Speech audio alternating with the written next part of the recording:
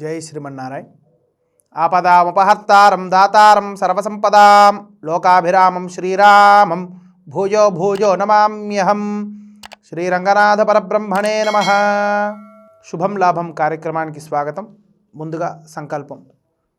శుభాభ్యుదయార్థం చ శుభే శోభనే మంగళే ముహూర్తే అత్ర పృథివ్యాం జంబూద్వీపే భరతవర్షే భరతఖండే శకాబ్దే మేరోర్ దక్షిణే దిగ్భాగే శ్రీరంగస్యోత్తర దిక్ప్రదేశే కృష్ణా గోదావరియోర్మధ్యదేశే సమస్తదేవతా భగవద్భాగవతాచార్య సన్నిధౌ అస్మిన్ వర్తమాన వ్యావహారిక చాంద్రమానేన ప్రభవాది షష్ఠి సంవత్సరాణాం మధ్యే శోభకృత్నామ సంవత్సరే దక్షిణాజినే హిమమంత్రతో మార్గశీర్షమాసే శుభే కృష్ణపక్షే అమావాస్యాం శుభతిథౌ వాసరః వాసరస్తు శుభవాసరే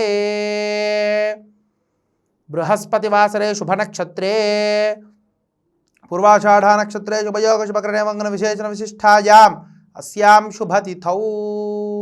శుభం లాభం కార్యక్రమంలో సంకల్పం చేసి ఉన్నాం. మరి ఈ యొక్క సంకల్పంలో మీ గోత్రనామాల్ని ఉచ్చరించండి. ఈరోజు జరిగేటటువంటి ఆరాధన, ఈరోజు పూజించవలసినటువంటి దేవత మన గ్రామాలలో, మన యొక్క పట్టణంలో అయితే కాలనీలలో, వీధి చివరలో ఉండేటటువంటి గ్రామదేవత. ఏ గ్రామదేవత అయినను కూడా ఈ అమావాస్య నాడు ఆరాధించినట్లయితే ఆ యొక్క అమ్మవారికి బలం చేకూరుతుంది, మనని రక్షిస్తూ ఉంటుంది.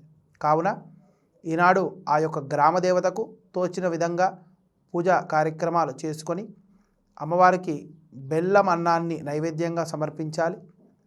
మరి ఇళ్లల్లో దృష్టి దోషంతో బాధపడేటటువంటి వారు ఈనాడు కూష్మాండంచే అంటే గుమ్మడికాయతో దిష్టి తీయించుకున్నట్లయితే ఈ అమావాస్య తిథి యందు దృష్టి దోషము పోవడానికి ఇది చక్కటి మార్గం అని చెప్పుకోవచ్చు. ఈ విధంగా ఈనాడు ఉచ్చరించవలసినటువంటి నామం తెలుసుకుందాం. ఓం దుమ్ దుర్గాయై నమః. ఈ నామాన్ని 11 సార్లు స్మరించినట్లయితే ఆ అమ్మవారి అనుగ్రహం చేత శుభం లాభం చేకూరుతుంది.